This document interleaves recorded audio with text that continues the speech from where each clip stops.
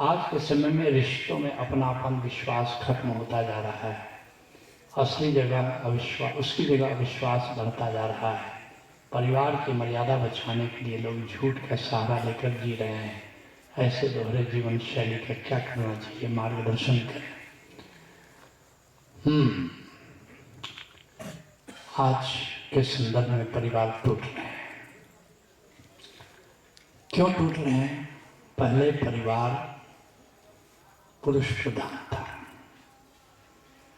पुरुष परिवार का मुखिया होता था। सब लोग उसकी बात मानते थे। महिलाएं नौकरी नहीं करती थी, आर्थिक रूप से बिल्कुल उस पर निर्भर होती थी। वो जो भी निर्णय लेता था वो सब करती थी।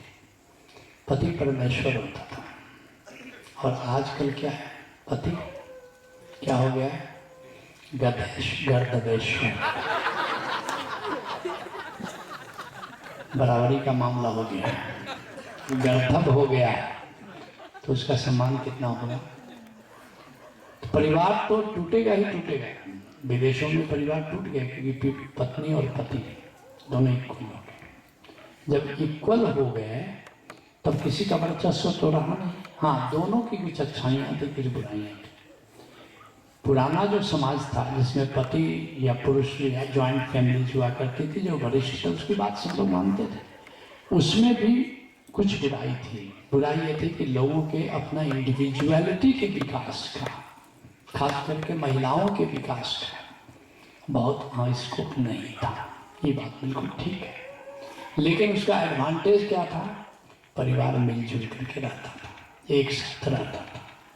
और आज अब इक्वालिटी का ज़माना है, पति पत्नी दोनों। तो इसका एडवांटेज क्या है? जिसके भीतर जो भी प्रतिभा है वो उसमें विकसित। पुराने ज़माने में महिलाएं स्पिरिचुअलिज्म में शादी का होती ही नहीं थी, लेकिन आज वसुधारा में 40% महिलाएं, 40%। तो एडवांटेज ये है कि बराबरी का समाज हो गया है, तो महिलाओं के विकास के लिए भी पर्याप्त स्कोप है।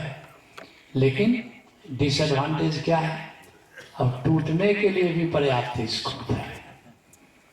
अब तो बात बात में जो अगली पीढ़ी है, बात बात में तलाक की सोचती है। हमारे ज़माने में तो कुछ सोचता ही नहीं था कि तलाक भी एक पॉसिबिलिटी है, ऐसा हमारी पीढ़ी के लोग नहीं सोचते थे।